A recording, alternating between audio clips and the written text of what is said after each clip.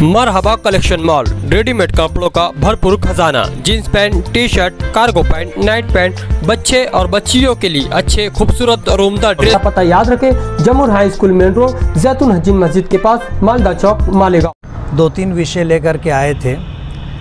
एक विषय तो जो है एफडीओ का था। एफडीओ डिपार्टमेंट में बहुत ज़्यादा बदउनवानी और भ्रष्टाचारी चल रही है। एजेंट के ज़रिए जो काम आता है वो काम हो जाता है, और एजेंट के बगैर जो लोग डायरेक्ट अपना काम करना चाहते हैं, आज 2-2 साल का अरसा गुज़र गया। 6 महीना पहले हमने मीटिंग ली थी, निशानदेही की थी, उसके बाद भी वो काम हुआ नहीं। उसी मुद्दे को लेकर के आए थे। प्रधान साहब की मौजूदगी में एफडीओ को बुला करके हमने बात की है कि एजेंट लोगों के ज़रिए काम हो रहा है, और ये जो बोलते हैं कि मशीन बंद है और ये सिस्टम बंद है, ये सब बेकार की बात है।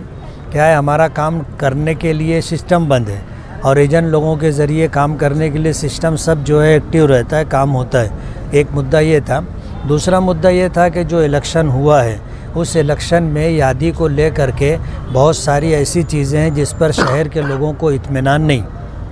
बात यह है कि पिछला जो लोकसभा का इलेक्शन हुआ था, उस लोकसभा के इलेक्शन में वोटर संख्या कुछ और थी, और उसके बाद जो है 3 से 4 महीने के अंदर जो वोटें बढ़ी, उनकी तादाद बहुत कम है, और अचानक 15 दिन के अंदर जो है बहुत बड़ी तादाद के अंदर वोट बढ़ाई गई, और कई वार्डों के अंदर लोगों की वोट डाली गई। एक वोटर ने कई वोट डाले हैं, इस तरह की बात सामने आई है। उसी ताल्लुक़ से हम लोग बात करने के लिए आए थे।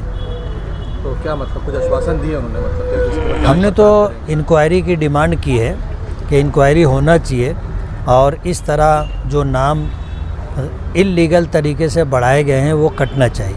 बोगस वोट बढ़ाई गई है। बोगस वोट, असल में वोटर जो होता है वो ओरिजिनल होता है, हम उसको बोगस नहीं बोल रहे हैं। बोगस बोलने का मतलब ये है कि एक आदमी की कई वोट अलग अलग यादी में बढ़ाई गई है, ऐसा हमको लगता है। तो हमने उसकी इंक्वायरी के लिए लेटर दिया है। ये बोगस वोटों का मामला जो है 5 साल से जारी है, मतलब अभी तक के इसमें जो है मतलब साफ शफाफपन नहीं आया है। तो इसमें डिपार्टमेंट की भी कोताही और नालायकी नज़र आती है। ये सारा काम डिपार्टमेंट का ही है। डिपार्टमेंट को ही ये सब जो है साफ़ और शफाफ निज़ाम बनाना चाहिए, और यादी के ताल्लुक़ से इलेक्शन कमीशन की जो गाइडलाइन है उसको फॉलो करना चाहिए।